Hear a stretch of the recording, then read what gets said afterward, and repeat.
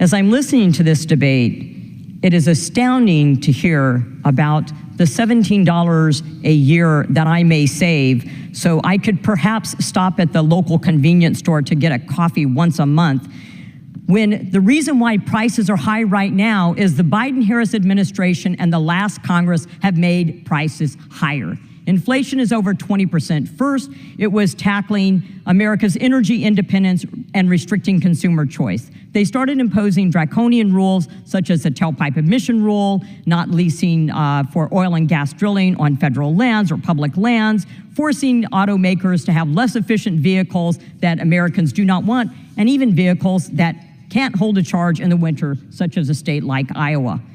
Prices are up everywhere in the United States. Energy prices are up, they're up at the gas pump, the electricity prices are up, and that relates to food prices, which are also up. And at a time when record high inflation and gas prices are hurting families, the Biden-Harris administration again pushes policies that restrict exports of liquefied natural gas that would have provided a much needed boost to the economy and helped our allies around the world. And now, because of dismantling America's energy production, undermining our national security, and restricting what car you can drive wasn't enough, this administration has decided to dictate what home appliances Americans can have in their home.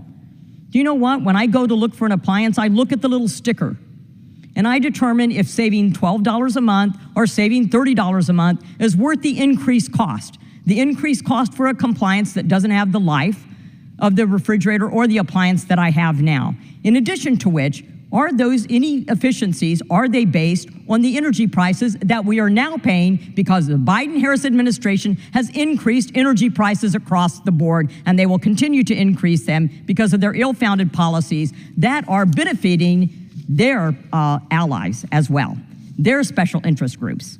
On January 17th, the Biden-Harris administration issued a final rule to regulate refrigerators and freezers.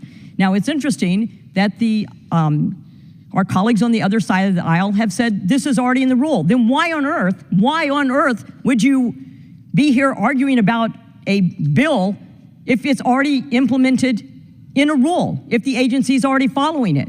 We want to codify what it is that they're doing. If it truly is feasible, if it is economically justified, if it is technologically feasible, if it helps to lower emissions and lead to a better environment, they already have the authority to do that. We want to codify that into law. Why would you oppose codifying into law if the agency is already doing it? The reality is they are not doing it. Their practices are egregious and overreaching, and they want to force themselves into every aspect of our lives and dictate. You know, it's interesting, I thought about this as I was sitting here listening to this debate. One of the things that would help energy efficiencies of refrigerators is not to open and close the door so much. So maybe the EPA and the DOE should issue a rule mandating how often I better not say that because they may in fact do it. The Department of Energy argues that these energy mandates will save consumers money. But according to DOE's own supporting documentation, the payback period could take over 10 years. Refrigerator and freezer appliances have an average 14 to 15-year lifespan, and those numbers are drawn from existing appliances, not hypothetical future appliances that meet the department's new standards. Further, any cost savings realized to consumers over time is likely to be offset, as we've already said, by rising electric bills that are facing households across the country. This rule marks another way of manipulating the market to push an environmental agenda and eliminate consumer choice.